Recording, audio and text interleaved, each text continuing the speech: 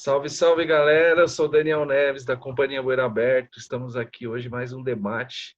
Estamos fazendo aí toda sexta-feira aí debate sobre cinema, né? Sempre relacionando o cinema com algum tema interessante e com a proposta tanto de dar dicas também de filmes, né? E de falar dos nossos próprios filmes, né? Que abordam esses temas que a gente está falando aqui, né? Essas reflexões.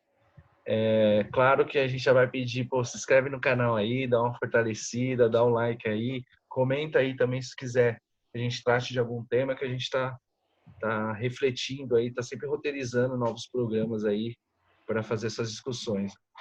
E hoje a gente está aqui com o Renato Queiroz Alves, né, com a camisa aí do Havana Futebol Clube, né, o time do povo, né, e a Janaína Reis, da Boeira Aberto aí, documentarista, para falar de um tema que acho que é comum a nós três, né? Que é a questão do cinema e a literatura, né? Qual é a relação que essas duas coisas têm, né? Eu sou até suspeito porque eu também escrevo, né? Já estou divulgando aí o meu romance que vai sair agora, espero em dezembro, né? Chama Ilusão do Parafuso, que fala sobre migração nordestina. E depois o Renato vai fazer o merchan do romance dele também, que eu imagino, né? Ele vai divulgar aí um romance marginal. E, bom, eu acho que eu vou ficar apresentando ninguém aqui, né? Porque essas nossas caras já estão aí nesse canal aí, todo mundo já sabe quem nós somos, né? O que que a gente faz. Então vamos diretamente para a discussão mesmo, né? Eu queria agora começar, né? Que nós três já dirigimos filmes sobre literatura. E a gente, quando vai fazer um filme, né? No caso, quando o tema do filme é a literatura, porque também tem a referência de você ler histórias da literatura e construir roteiros a partir disso. Mas também tem a questão de fazer filmes sobre poetas, né? Sobre obras. E a gente sempre tem uma referência na história do cinema, né? Então, eu queria que vocês falassem um pouco sobre isso, né? Até começando com você, né, Jana, que acabou de lançar o Cartas de um Poeta, sobre algum filme, né, que você tenha como referência na história do cinema, que fale sobre literatura e que te inspire também nos seus filmes. Bom, um salve aí para quem está assistindo. Acho que são muitas referências, né? Principalmente por filmes que são adaptações, né? Esses filmes atravessam, nos atravessam e acabam muitas vezes nos levando para o livro, né? Eu sou atriz, né? E essa é uma história velha que eu conto bastante, mas eu pensei em fazer teatro porque eu me encantei com a dramaturgia do Nelson Rodrigues, né? E eu, encantada com aquilo, decidi que eu ia ter que ser atriz. E foi o que aconteceu, né? Fui fazer uma oficina em 2007 e a peça que nós montamos foi A Falecida, né? Do Nelson Rodrigues. Então foi inevitável chegar na Falecida do Riso, né? Apesar de todas as contradições que envolvem o Nelson, né? Enfim, o Nelson ele não gostava de nenhuma montagem, ele era muito crítico, né? A autores, diretores, enfim, que montassem obras dele, né? Mas foi um lugar onde eu fui buscar referências, né?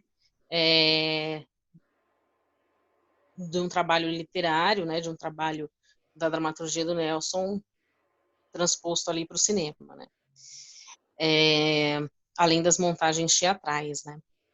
Outras literaturas também, né? Que depois foram literaturas que eu fui buscar, né? A Hora da Estrela, né? Primeiro veio o filme, depois eu fui para a obra. Depois eu fui assistir, fui ver, né, conhecer a obra na sua totalidade, né? Olga também foi o mesmo caso, né? Primeiro veio o filme, depois fui conhecer o livro, né? E fui mergulhar nessas histórias e tal. Então, para mim, né, o cinema sempre foi um atrativo, né? Para algumas leituras.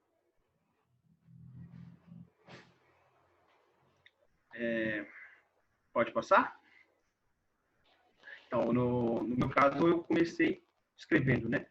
Comecei na literatura, com poesias, contos, e a gente se articulou também, enquanto coletivo, lá nos anos de 2011, 2010, mais ou menos, como coletivo também de escritores, né? Participamos dos encontros livres, então a gente sempre teve essa pegada. Sempre me influenciou bastante a literatura brasileira, Drummond, a Bandeira, Cecília Meirelles, vários escritores que a gente encontra eles aí no nosso caminho, né, como grandes referências da literatura, e também começou a me interessar muito a literatura marginal, comecei lendo um pouco do Ferrez, né, que me trouxe muito essa referência. E posteriormente, também como cinéfilo, né, como uma pessoa que consome cinema, começou a me interessar essas adaptações, né? Então eu vi alguma coisa do Dostoiévski que foi adaptada, muita coisa da literatura brasileira, né, que vai ser adaptado no cinema novo, o Nelson Pereira dos Santos, que traz muito essa veia literária, né? E a gente gostando de cinema novo, também começamos a ter essa referência. E boa parte dos roteiros que a gente assiste, eles vêm da literatura, né?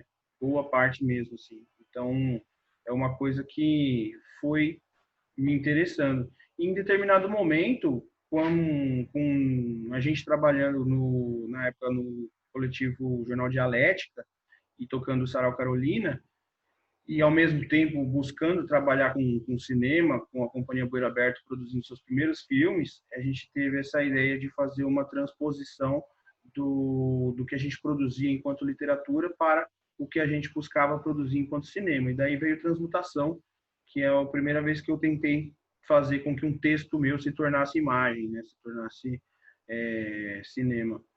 E depois disso, a literatura como uma coisa que humanamente é fascinante, passou a ser também um lugar comum de vários documentários da Companhia Bueiro Aberto, e no meu caso, tanto na ficção, com a produção do Estrela Invisível, que tem uma referência forte no Drummond e também no A Hora da Estrela, só que no filme A Hora da Estrela, porque o filme e o livro, eles têm estilos totalmente diferentes. A Jana, acho que como ela fez o caminho contrário do que eu fiz, primeiro eu li e conheci aquele narrador que faz todo aquele preâmbulo gigantesco e depois começa a história, e no filme não tem isso, faz com que aquele que seja muito apaixonado por literatura tenha um estranhamento, mas que num segundo momento você percebe que são linguagens diferentes, são gramáticas diferentes, e por conta dessa diferença que existe entre um e outro, são obras distintas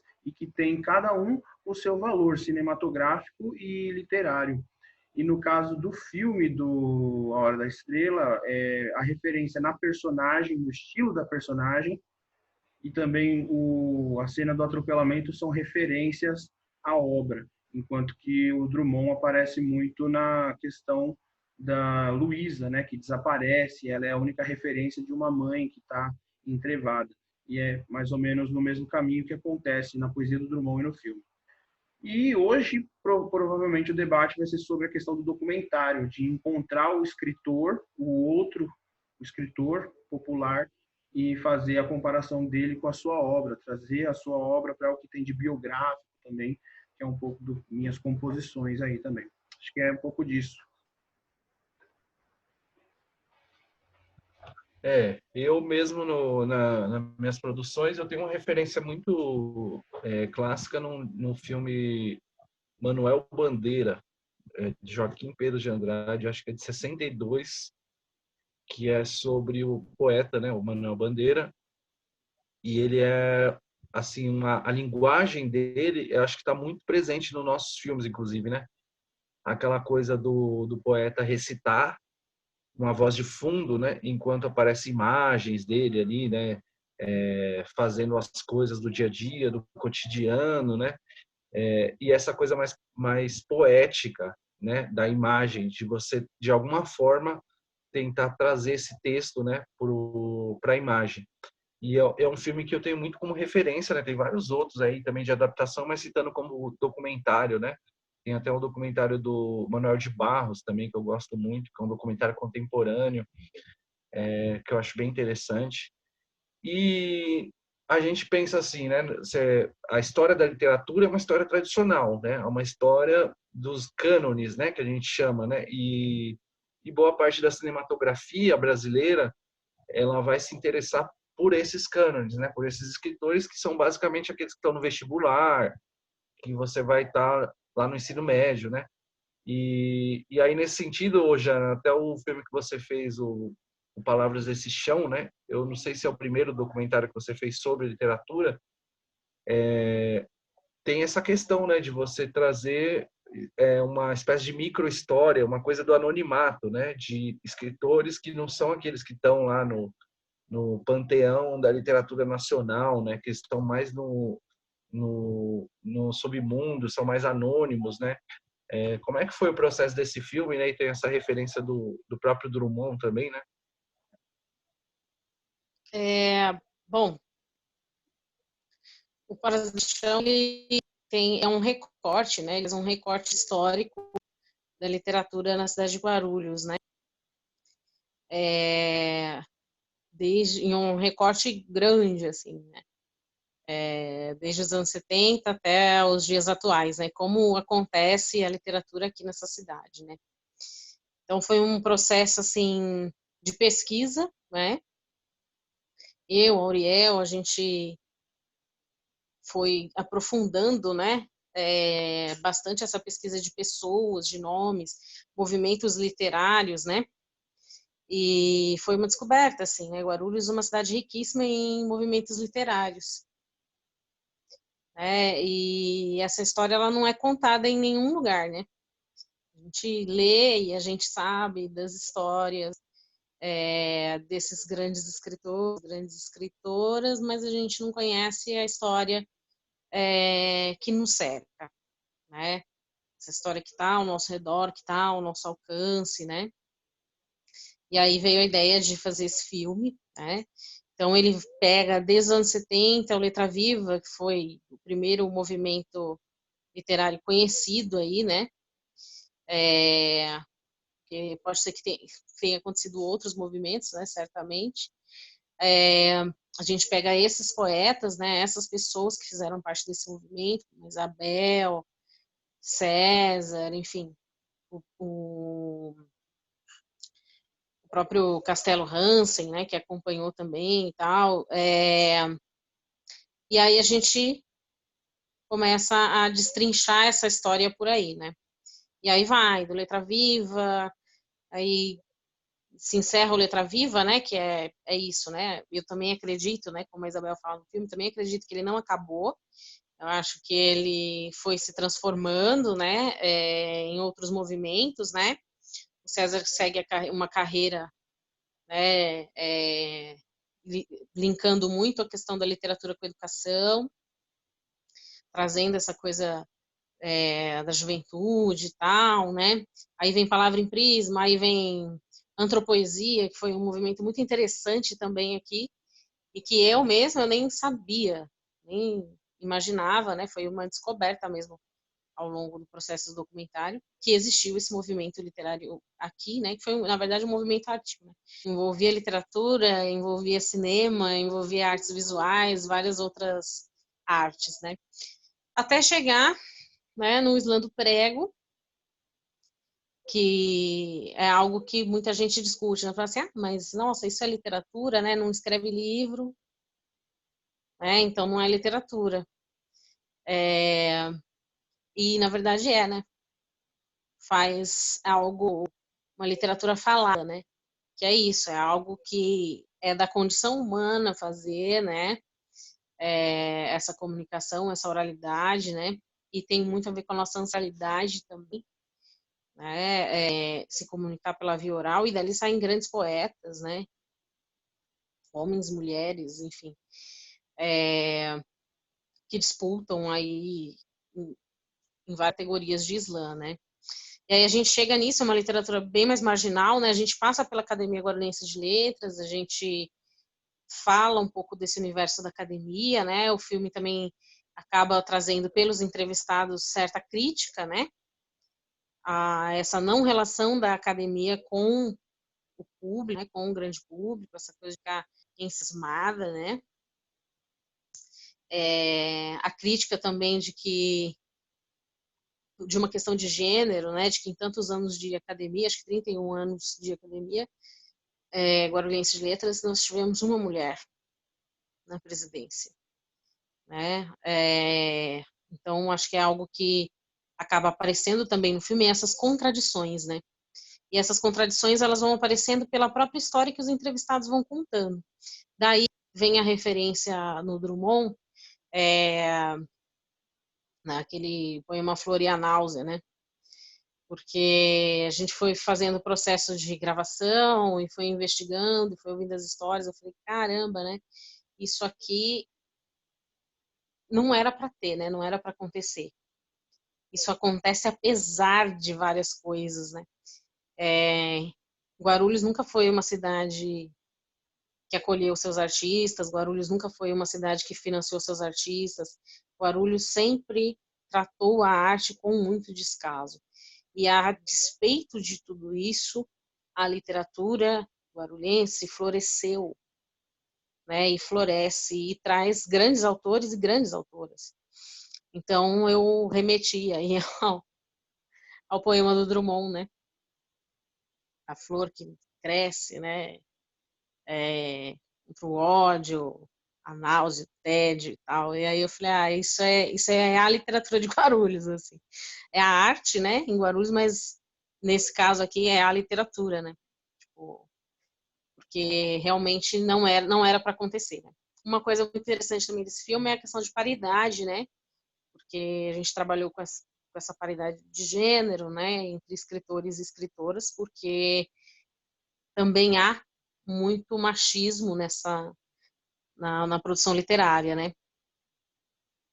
E aí numa cidade que já né, apequenada, isso é ainda mais latente, assim, né? E fomos passeando por diversos movimentos que estão estudantis, né, num universo mais estudantil, como a Jane Rossi, com Sementes da Paz, né, até o Prêmio Guarulhos de Literatura, que é um prêmio, atualmente é o único prêmio de literatura na cidade, né. E passamos também, claro, pelo Renato Queiroz, que está aqui no debate com a gente, que falou sobre as suas obras e sobre os movimentos literários que ele fez parte. É isso. Nós fomos dos mais conhecidos em Guarulhos, né? Que o pessoal fala, Castelo Hansen e tal, né? E saudoso Castelo, né? Que nos deixou aí. Até chegar na juventude, né? Slam, esses movimentos que o Renato trouxe, né? E falou, Mário, né? Uma poesia mais popular. Então, assim, deu um panorama bastante complexo, né? Do que é a literatura guarulhense, né? Do que é o que a gente chama de literatura guarulhense. Inclusive esse filme ele fala do Renato e do Mário, que a gente tem uma editora, né, que é a Letras do Subsolo, para publicar nossos livros, né? Muito interessante esse trabalho editorial, né? E até nesse trampo mesmo, né, o Renato, que você fez eu também estava, né, também estava na direção aí desse filme, né, que é o Minhas Composições, né? E esse filme também ele tem essa curiosidade porque a Dona Maria, ela não, meio que não se considerava escritora, né? Então, como é que é também esse processo, por exemplo, meio que o filme, né, e o próprio processo editorial, que foi uma coisa que foi feito junta, meio que inaugurou a carreira dela de escritora, né? Porque até então ela escrevia nos caderninhos, né? Eu fico imaginando também quantas pessoas não fazem isso, né?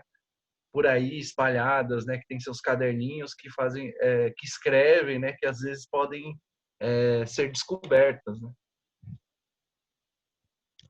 né? Então,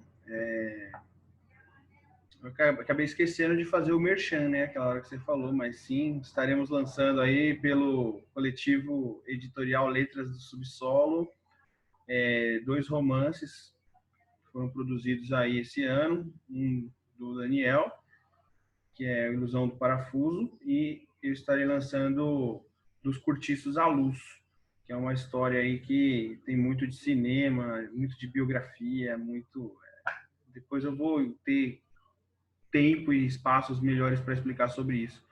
Mas falando também dessa questão, a Dona Maria, ela é uma pessoa que tem um processo de vida, assim, bem complicado, né? Digamos, tipo, os problemas sociais aos quais ela teve que passar e teve que superar, e superou de fato, né?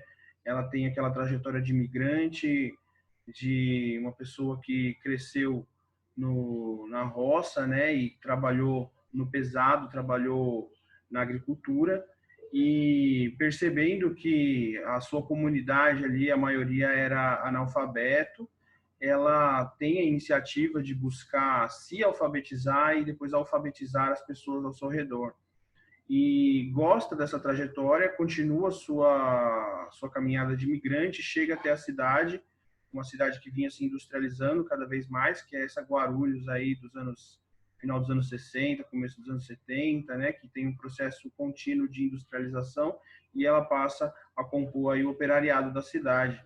E como operária também não para de estudar, encontra o magistério, se forma, né, e se torna professora. E começa a trabalhar como professora nas escolas da região ali do Bom Sucesso. E em todo esse trajeto você vê que ela tem sempre uma paixão pela letra, né? Por essa questão de saber ler, de saber escrever, de saber se comunicar através disso, né? Isso é muito caro para ela. E ela buscava sempre escrever versos e a forma como ela entendia o mundo, os sentimentos dela, as frustrações dela, muitas vezes, né? Ela grafava, né? Fazia essa coisa gráfica de registrar o sentir. E depois de um certo tempo, ela acumulou, né, diversos papeizinhos, caderninhos com um monte de anotações, pequenos pedaços de envelope rasgado, nota fiscal, tudo que era pedacinho de papel, assim, ela colocava versinhos ali. E muito interessante também o rigor que ela tenta imprimir nisso, porque ela buscava encontrar métrica, buscava, além da questão do conteúdo em si, que já é forte e que já é relevante, ela também buscava compor e brincar com a forma, né? Ela sabia da importância que a forma tinha. E é isso que eu acho interessante. No processo de descoberta dela, a gente estava já numa empreitada aí editorial na época, que era o coletivo Jornal Dialética, onde a gente buscava publicar os livros dos poetas que estavam ao nosso redor, né? E ela foi essa descoberta, e através desse processo de editar o livro dela, de compilar os escritos, de organizar os escritos, de digitá-los, de registrar na Biblioteca Nacional, no ISBN, diagramar e tudo mais. E, por fim, fazer um lançamento que foi bastante relevante na Casa das Rosas, foi uma conquista do coletivo e um presente que pudemos aí proporcionar a ela, graças a Deus, foi uma coisa que eu acho que foi talvez até assim um processo de descoberta dela própria. E ela feliz, né, quando conseguimos finalmente a primeira tiragem dos livros, encontrei com ela lá no centro da cidade, na gráfica, né, e peguei os livros e entreguei na mão dela, e ela falou: meus filhos chegaram, né?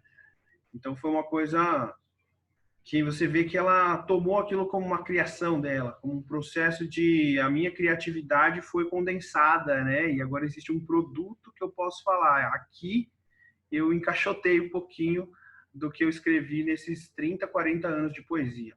Eu acho isso muito interessante. Me lembrou um pouco a trajetória da Carolina Maria de Jesus como escritora, como ser alguém que foi descoberto em determinado momento e conseguiu editar um livro. Mas a trajetória dela tem muito dessa coisa da migração, tem muito dessa coisa das diversas formas de trabalho, da transformação do Brasil, né, de um país essencialmente agrário para um país mais industrializado, e como que o caminho das letras percorre também esse processo de transformação do Brasil e dela mesma. Então, socialmente tem muito disso no livro, mas, apesar disso, o livro é uma série de fotografias subjetivas que retratam esse processo, ao mesmo tempo que retratam a solidão de uma mulher que teve um casamento bem problemático, né? Então, a questão de gênero, a questão do sofrer dela está muito exposta lá também. Então, acho que o filme tem muito disso, assim, na questão literária, né? E o processo de construir um documentário, ah, pela relevância da história, já se justificava, mas a escolha estética, eu acho que foi uma coisa muito espontânea, que a gente teve muito, talvez, no Coutinho, uma referência, e como é um filme também muito do nosso início, assim, ainda tem muito de tentar se encontrar, né, como cineasta, como documentarista. Então, não sei, eu acho que essa questão foi muito forte a parte literária do discurso e a gente tentando se encontrar enquanto documentarista. É isso, né? Vou passar a bola que já falei demais sobre isso. É um filme que eu analiso hoje, assim, muito sincero, né? O jeito que ela fala, acho que a gente sabendo quem ela era, né? Que era uma pessoa muito tímida, ela conseguiu se sentir à vontade, né? Eu acho que foi bem bacana, mas a gente estava realmente nesse processo de descoberta de imagem, né? Eu acho que foi muito de ir gravar, né? Talvez daria para ter construído mais imagens, por exemplo, da natureza, né? Depois na própria montagem a gente teve que, porque os poemas falam da natureza e você meio que tem para trazer isso para o filme, né? E aí a gente não tinha take, a gente teve que fazer uns take aqui na vila, né? De umas árvores para tentar ambientar um pouco, né? E ela traz essa coisa do Nordeste, né? Do nordestino. Esse processo da migração, né? Ele é contado, eu falo muito disso, né, de uma maneira informal, né, para as pessoas que vão contar suas próprias histórias numa cidade de imigrantes. Tanto que eu acho que me corrija se eu estiver enganado, né, mas eu estou fazendo uma pesquisa sobre a Bueiro, né, então eu estou vendo muito filme. Parece que o tema central dos documentários é a migração, né? Parece que de alguma forma ele está em todo o filme ali, né? Falando de a vinda ou a migração, o movimento, né? O movimento de uma pessoa que vai de um lugar para o outro, né? E nesse sentido que eu, na minha trajetória literária, trago essas histórias que são causos, né, para dentro da literatura e também para dentro do cinema, né?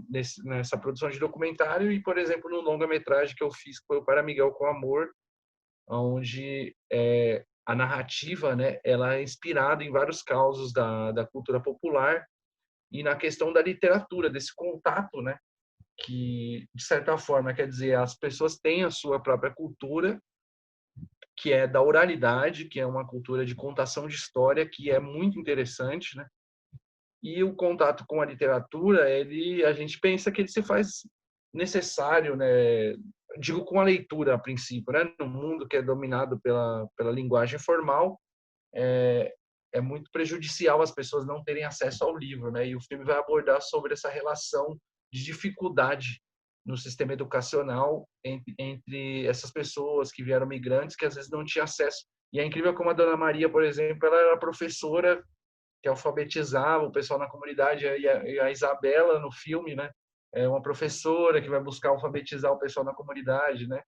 E aí você tem toda essa relação que se cruza, né? Documentário e a ficção. Eu acho que, querendo ou não, esses docs vão servindo, né? Para a gente alimentar um pouco também desse processo ficcional, né? E a escrita, quer dizer, essa escrita que a gente faz no caderninho, no papelzinho, né? Que o filme vai abordar, seja ela na dedicatória do livro, né? Que tudo vem quando a gente vai na sebo, aquele amor pela sebo, você vai lá, pega um livro, tem uma dedicatória antiga, e aí você se pergunta de onde que vem aquela história, né? E tem também muito uso das cartas, né? Que era uma coisa que não se faz mais, né? E que no filme também ela perpassa todo o filme, né? Essa coisa de escrever cartas, né? E também tem até o poeta que escreve, porque a mulher era analfabeta, e ela manda o poeta escrever, e o poeta já dá uma enfeitada e tal, né? Ele já narra de um jeito ali que ele é poeta, né? Que era uma coisa que tem no Central do Brasil, por exemplo. E o filme que você lançou agora, Jana, que é justamente Cartas de um Poeta, né?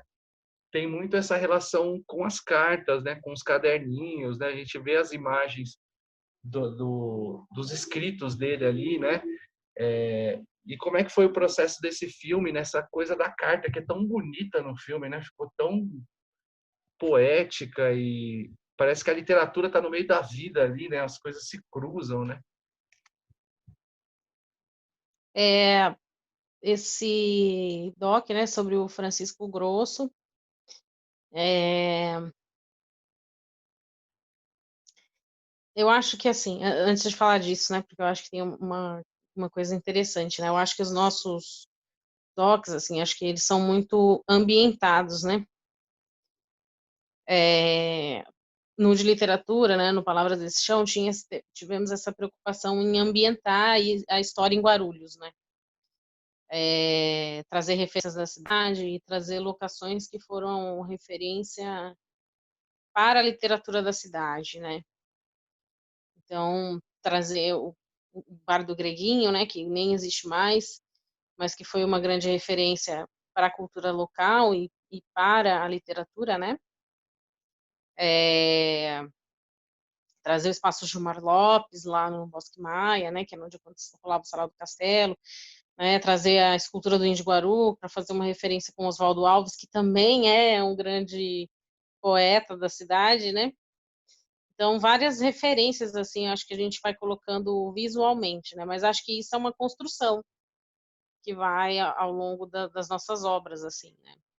E aí no Cartas de um Poeta, eh, a ideia era ambientar a casa dele mesmo, né, a gente estava meio que entrando na casa do Seu Chiquinho, porque estava rolando um sarau em homenagem a ele na casa dele, né, que era o Sarau Plantar, que é a Monique Martins que idealiza, né. Eh, e aí o Seu Chiquinho recebendo esses amigos, né, essas pessoas na casa dele, e a galera jovem, né, a galera do slam, tipo, é um encontro geracional de escritores, de poetas. E isso foi muito bacana, assim, porque né, o momento da entrevista, né, ele não foi muito programado, então a gente chegou lá e tal, eh, escolhemos lá o lugar, né, escolhemos o sofazinho lá dele, com o cachorro, que era o lugar onde ele costumava ficar mesmo, né, e começamos a entrevista com ele, e a galera começou a chegar para o sarau, e em vez de dispersar, a galera começou a ficar em volta para ouvir as histórias dele, né. Tamanho o amor, né, o carinho que as pessoas que estavam ali tinham por ele, o respeito, né. E um poeta que foi, eh, que eu não conhecia, por exemplo. E ele acompanhou todos esses movimentos literários citados no Palavras desse Chão. Ele atravessou tudo isso. Ele acompanhou Letra Viva, ele acompanhou os movimentos literários que vieram posterior isso, né, eh, Palavra em Prisma, enfim, Prêmio Guarulhos de Literatura, todas essas coisas, até chegar no Slam do Prego, né, os saraus que ele frequentava muito e era idealizador também de um sarau no São Rafael, né, que é o sarau Amor e Expressa. Então ele era uma testemunha ocular de toda essa história, e a gente não tinha entrevistado para o Doc Palavras desse Chão. E o cara simplesmente viveu toda a trajetória do filme. Aí eu falei: "Mano, não, a gente tem que fazer uma entrevista com ele, né, fazer um filme sobre ele", e fizemos, né, na casa dele, durante esse sarau, então tem muita imagem dele dançando e tal. E o Seu Chiquinho escrevia, né, muito em acróstico. E ele tinha o hábito, né, foi um hábito que ele levou até o fim da vida, né, de entregar essas poesias em carta. Então ele conta da importância da carta na vida dele, de escrever em cartas na vida dele, quando ele conhece a esposa, a dona Nemésia, né, que se conhecem no correio, aquela coisa toda. E aí ele sempre teve esse hábito de escrever e tal, e conheceu o grande amor da vida dele no correio e tal, não sei o quê, aquela coisa bem romântica, né? E aí ele continua com esse hábito, continua por toda a vida, né? Escrevendo os poemas em acrósticos, né? Com o nome da pessoa e entregando em forma de carta, né? E isso foi uma coisa que conquistou muito essa galera jovem, né? Até tem uma fala da Monique no filme que é justamente sobre isso, né? Do quanto as cartas dele são carinhosas num mundo em que as pessoas não escrevem mais umas para as outras, né? Você recebeu uma carta à mão. E é isso, traz uma literatura cotidiana, né? Traz algo cotidiano. Ele viveu cercado de literatura. Ele viveu cercado pelos livros, pelos amigos poetas, né? A casa dele recebeu grandes nomes aí da literatura guarulhense, né? O Castelo, Eugênio Assano, que também tinha uma editora independente, né? Também teve, né, uma editora independente. E aí, assim, você vê que isso está na vida e ele foi conquistando outras pessoas também, né?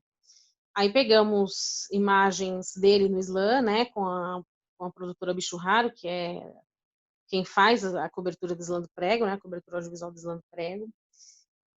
E ele declamando poesias no slam, ele acompanhando a galera do slam, tipo, ele foi, assim, a definição de que um poeta realmente ele não envelhece, né? Ele viveu intensamente, assim, uma vida de poeta mesmo, uma vida de poesia, né? E uma força, né, muito grande, assim, de estar hoje no meio da juventude, num movimento que é marginal, né, que muitas pessoas que são mais velhas aí, estão há mais tempo no caminho literário, condena, né, não gosta, acha ruim, acha feio. Ele não, né? E foi essa galera que foi lá homenageá-lo. Então, assim, foi um filme bem interessante, né? Porque foi um novo formato de entrevista, né? Que se configurou ali. E o filme também, no meio do caminho, acabou se transformando num outro filme, né? Porque antes do filme estrear, o Chiquinho faleceu. E aí tivemos que repensar algumas coisas, né? Inserir algumas coisas, construir outros caminhos, né? Para narrar mais essa coisa da vida e a obra dele mesmo. E é isso. Tá aí, né? Tá pronto. E como ele, é um filme extremamente carinhoso, né? Gentil, assim, bastante carinhoso mesmo. Acho que essa é a palavra, né? Acho que pegou bem o que era a essência dele como pessoa, né? Como poeta também. O filme me lembra muito Drummond, ele, ó, não só a aparência, né, como o jeito de narrar, assim, o jeito que você pega as narrações que o Drummond fazia, né, Uhum. são semelhantes, né. E lembrando também que esses filmes, né, o Cartas de um Poeta, o Palavras desse Chão e o Para Miguel, né, que foram os três que a gente citou aqui, eles não estão no canal, né, porque a gente está ainda fazendo difusão em festivais, mostras, né?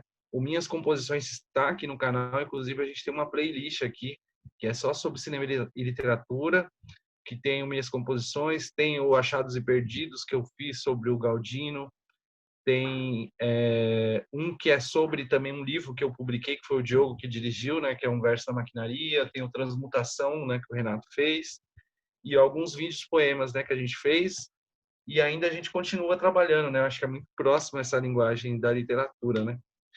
E aí, Renato, você também que escreve essa coisa de ficção e tal, né? Como é que você vê essa relação aí da literatura com o cinema na questão da adaptação? Você acha que por exemplo, o pessoal lê o livro e fica indignado, né? Quando vê o filme, né? Fala, porra, né? Que merda, né? O que fizeram com aquele livro, né? E também a diferença do escritor, né, velho? Porque, pô, quando você escreve um livro de literatura é tão gostoso, né, velho? Porque você tá lá, você quer ir pra Lua, você vai, você quer voltar 1000 anos no tempo, você volta, né? Aí quando é no cinema, aí fode tudo, né, velho? Tipo, porra, mas aí onde eu vou arrumar essa Lua?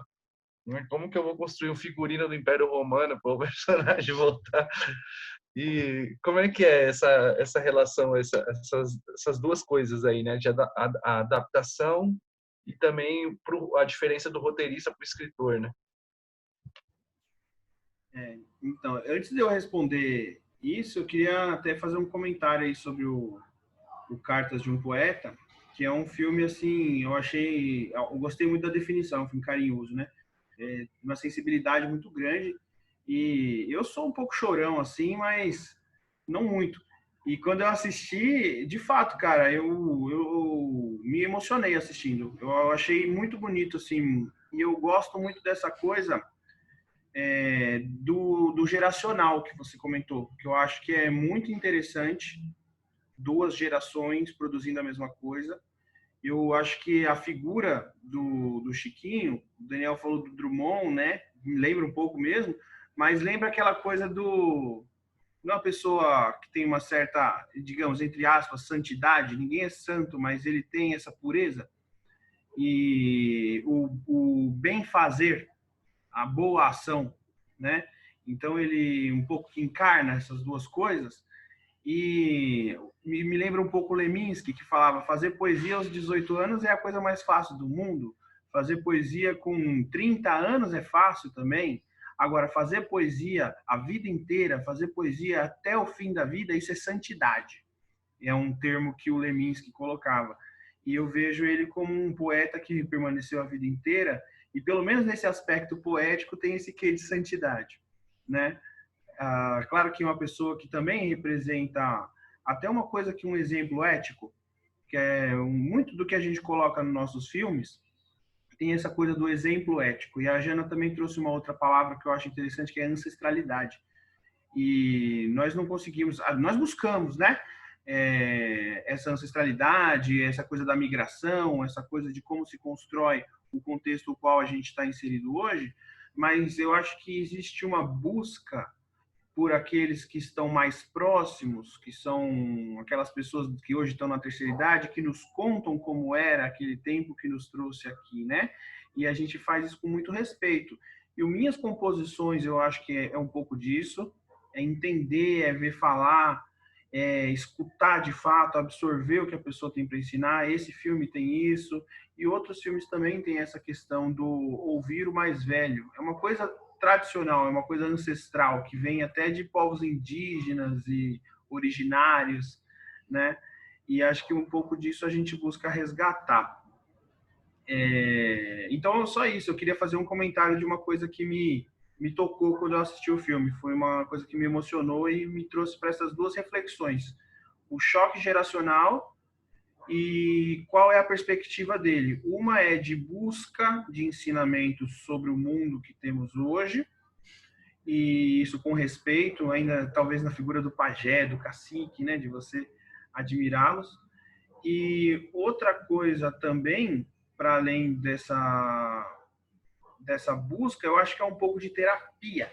Eu vejo a arte como uma coisa terapêutica, como afirmação de subjetividade.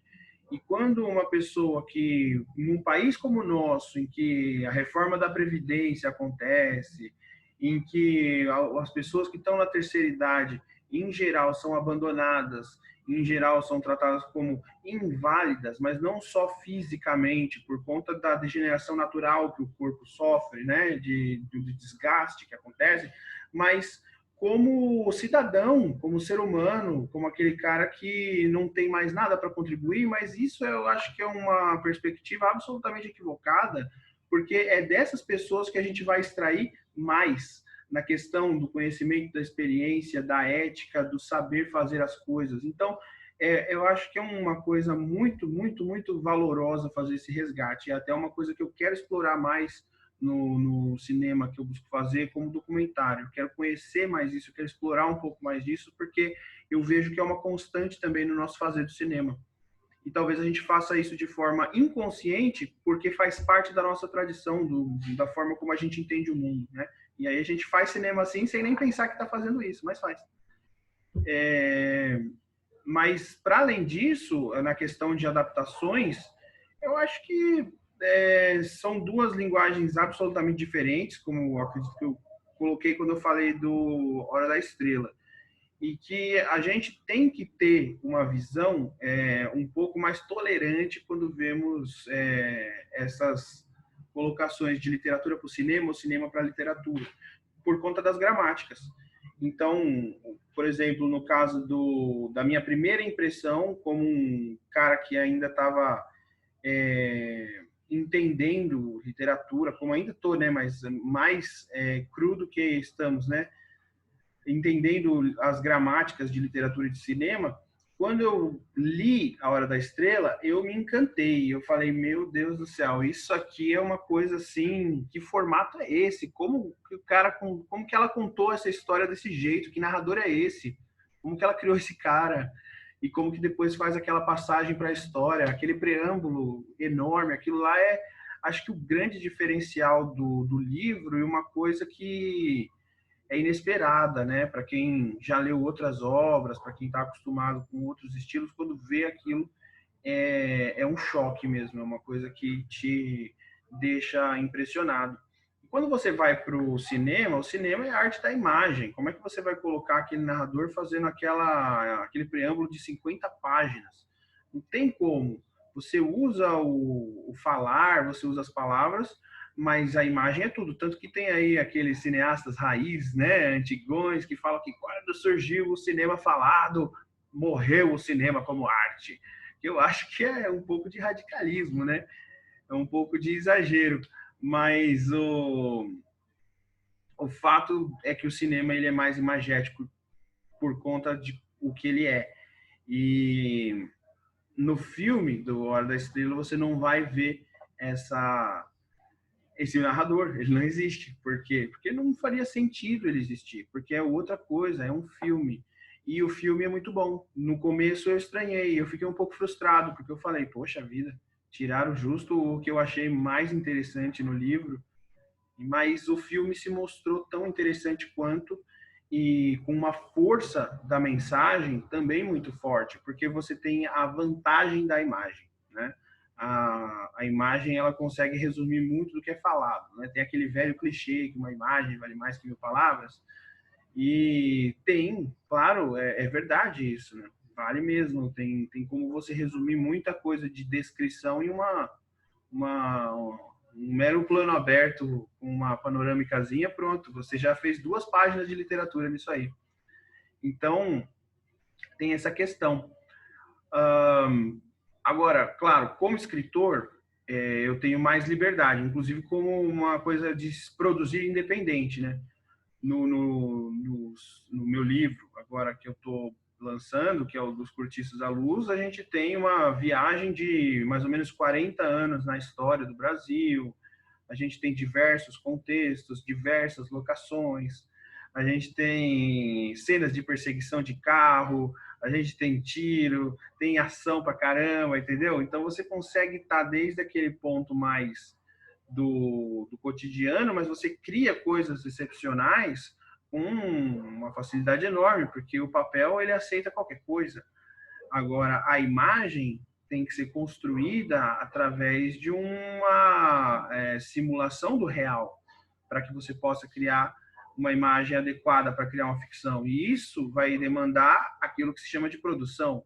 Então, não só orçamento, mas pelo menos uma articulação. Como é que eu vou fazer um filme em que alienígenas invadem o centro de Guarulhos e o Adamastor explode com um disco voador em cima, abduzindo as pessoas? Eu creio que esse não é o cinema de Guarulhos. Esse não é o cinema guarulhense. Não dá para fazer isso no momento.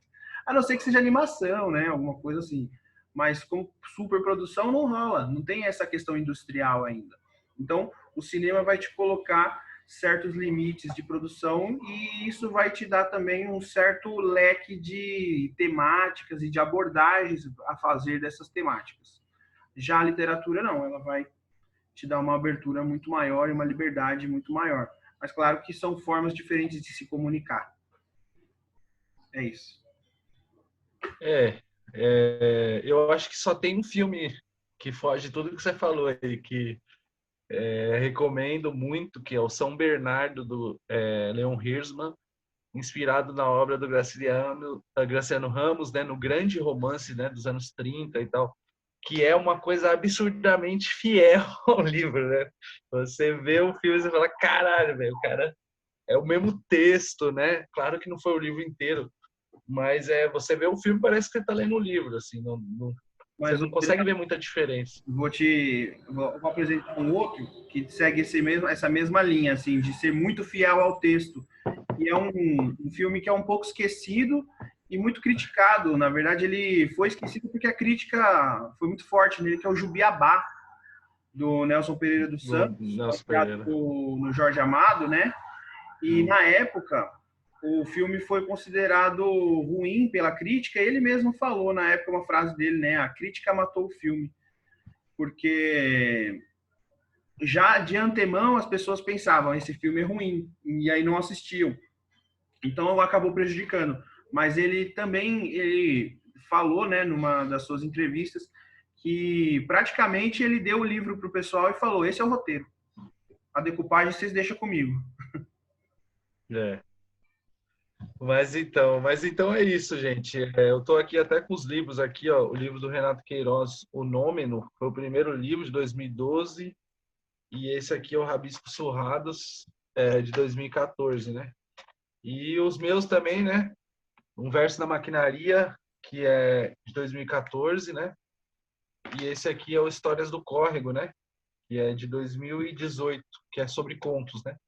É os livros que... E agora é romance, né? Coisa, né? A gente escreve poesia, conto, romance. E para não dizer que eu sou parcial, eu vou ler um trecho aqui de encerramento do livro do Renato, né? Esse poema ele está adaptado, né, no filme Transmutação, que vocês podem ver aqui no canal, né? E ele é assim, ó: preso, vendado, nu, dorme num sono sepulcral, mas repare como respira, ronca, se mexe, sonha.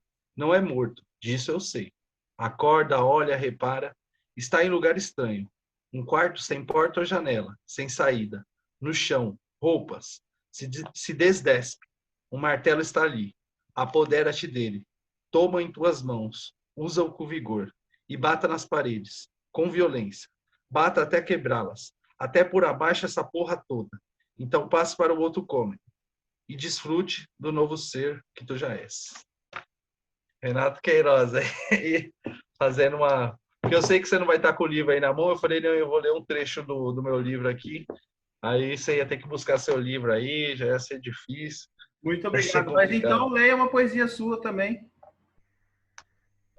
Agora deixa eu ver eu posso ler um conto de 30 páginas? Não sei se dá tempo. Tô brincando. Esse livro aqui, ó, Um Verso na Maquinaria, né? Ele foi o Diogo fez um documentário dele, né? E tem um poema que é assim, ó: saí da parada inglesa, aquela que não é, ó, o poema só contextualizando que é sobre as estações de metrô, né? Saí da parada inglesa, aquela que não é latino-americana, em direção à luz, mas lá só havia escuridão, a mesma que faz da liberdade uma prisão. Igual às grades do Carandiru, lugar sem saúde, que nem Santa Cecília compreenderia. Sem São Bento, amarrados e pregados na Santa Cruz, vivemos numa república que continua velha, comandada por Marechal Deodoros, Tucanos e Pedro II. Aqui, nessa sardinha enlatada, não temos paraíso nem consolação. Verso da Maquinaria, nossa obra literária. E você, Jana, tem um poema aí que você lembre aí para recitar para a gente? Nossa, é bom, gosto assim, né? Freestyle. É, Eu não tenho poema, mas eu tenho uma indicação para fazer para vocês. Tem um filme que nós não falamos e que esse está no canal da Boeira Aberto, que é sobre um poeta, e lá vocês vão ouvir diversos poemas, né, desse poeta que não é tão conhecido da grande mídia, que se chama Adaías.